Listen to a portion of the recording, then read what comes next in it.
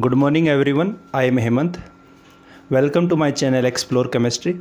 Today topic difference between ionic and covalent compound. ये जो आपका टॉपिक है वो बेटा क्लास 10th के लिए। पिछली क्लास में बेटा हमने बात की थी आयनिक कंपाउंड क्या होते हैं, कोवलेंट कंपाउंड क्या होते हैं, उनकी प्रॉपर्टीज़ क्या होती हैं। चलिए बात करते हैं आज difference between ionic compound and covalent compound. अगर कोई नए व्यूअर हैं तो पहले उनको देखिए आप। डिटेल में हमने बात की थी आयनिक कंपाउंड क्या होते हैं, कोवलेंट कंपाउंड क्या होते हैं और उनके प्रॉपर्टीज़ के बारे में। लिंक मैं आपको डिस्क्रिप्शन में दे दूंगा, आप देख लीजिए। ठीक है, चलिए बात करते हैं आयनिक कंपाउंड और है आपका कोवलेंट कंपाउंड। इस तरह से आप टेबल बना दीजिए और सभी जो हैं वो साथ साथ नोट्स बनाते जाएंगे। बेटा पढ़ने का जो बेस्ट तरीका होता है वो खुद के प्रिपेयर नोट्स होते हैं। चाहे आप कितने भी बढ़िया टीचर से पढ़ लो, जब तक आप खुद नहीं लिखोगे, क्योंकि आप जब लिखते हो तो आपका माइंड रिटेंशन में आता है, उस चीज़ को बारीकी से ऑब्जर्व करता है। इसलिए कहते हैं कि लिख के याद करा करो। अगर किसी को याद नहीं होता है और लिख अपने खुद के नोट्स भी आप प्रिपेयर करो, एग्ज़ाम टाइम में आपके काम आएंगे। क्योंकि खुद के जो नोट्स होते हैं बेटा वो 1 मिनट में आप पूरा पेज जो सिंगल है उसको आप आराम से रिवीजन कर सकते हो। चलिए इस तरह से आप टेबल बना दीजिए। पहली प्रॉपर्टी आयनिक कंपाउंड की क्या है, जो हमने पढ़ी थी उसी का डिफरेंस बना रहे हैं। बिल्कुल सिंपल सा। आयनिक कंपाउंड जो होते हैं वो आपके क्रिस्टलाइन सॉलिड के होते हैं। तो पहली प्रॉपर्टी क्या हो जाएगी, आयनिक कंपाउंड। शॉर्ट फॉर्म में मैं इसको आईसी बोलूँगा थोड़ा सा स्पेस के लिए, और कोवलेंट कंपाउंड को मैं सीसी बोलूँगा। ठीक है ना बेटा।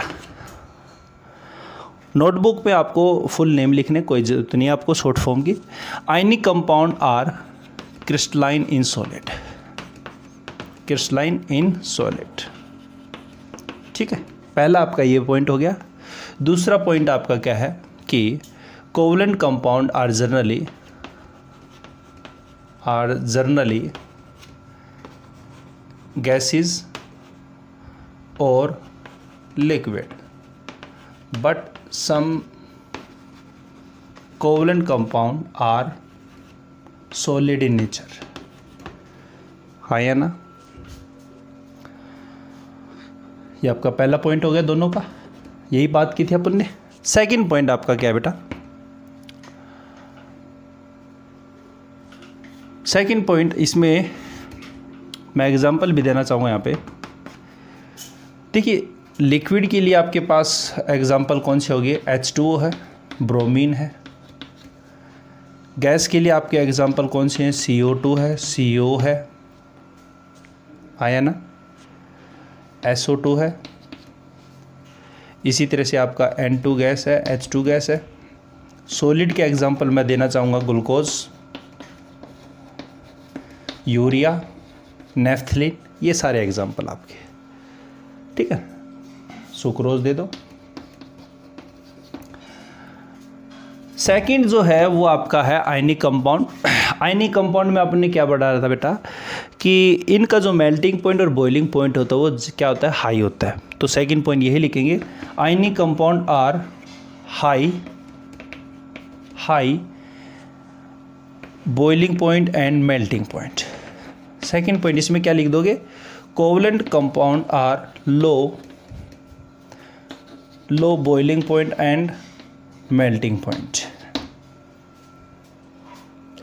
ड्यू टू किसके कारण है आपके high melting point boiling point बेटा, ड्यू टू स्ट्रोंगर, यहाँ पे स्ट्रोंगर आयनिक बॉन्ड थे, हाँ या ना।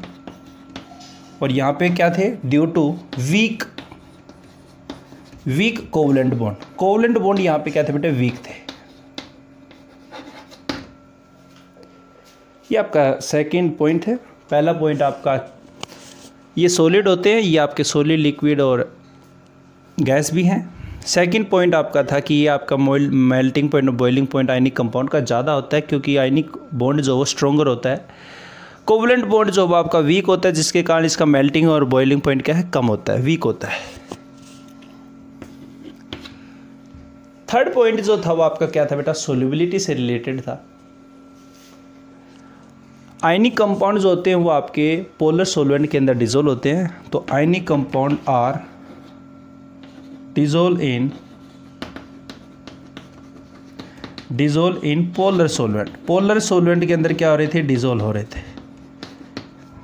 इसमें क्या आपके covalent compound are generally dissolve in, किसमें डिजोल्व हो रहे थे बेटा, नॉन पोलर सॉल्वेंट के अंदर, नॉन पोलर सॉल्वेंट। बट कुछ आपके कोवलेंट कंपाउंड थे, कौन कौन से थे आपके, ग्लूकोज है, जैसे जनरली आप घर पे भी देखते हो कि ग्लूकोज पानी के अंदर डाल के आप पीते हो, चीनी भी है। तो ये आपके क्या है, सम कोवलेंट कंपाउंड कौन से हैं, ग्लूकोज है, सुक्रोज है, यूरिया भी है, are dissolve in polar solvent. Polar solvent के अंदर आपके क्या हो रहे हैं, डिजोल्व हो रहे हैं। थर्ड पॉइंट क्या बेटा आपका, covalent compound are generally dissolve in non polar solvent but some covalent compound glucose comma sucrose comma urea are dissolve in polar solvent. Polar solvent के अंदर ये क्या हो रहे हैं बेटा, डिजोल्व हो रहे हैं। ये पॉइंट आप फटाफट इसको लिख दीजिए। आयनिक कंपाउंड जो हैं वो बेटा गुड कंडक्टर ऑफ इलेक्ट्रिसिटी के होते हैं। तो ionic compound are good conductor of electricity, आया ना, हमने देखा था। और ये आपके क्या होते हैं, covalent compound are bad conductor of electricity के बैड कंडक्टर आपके। एक्सेप्शन था इसमें ग्रेफाइट का। ग्रेफाइट जो है वो गुड कंडक्टर आपका होता है, क्यों होता है, ड्यू टू फ्री इलेक्ट्रॉन के कारण। फिफ्थ आपका एग्जाम्पल लिख दोगे, आयनिक कंपाउंड में एग्जाम्पल आपके NaCl, KCl, MgCl2, AlCl3, Na2O, K2O, MgO, calcium O, ये आपका एग्जाम्पल है। इसमें एग्जाम्पल अभी अपन ने दिए हैं, एक बार दोबारा देख लीजिए। N2O2H2 आया ना, ग्लूकोज यूरिया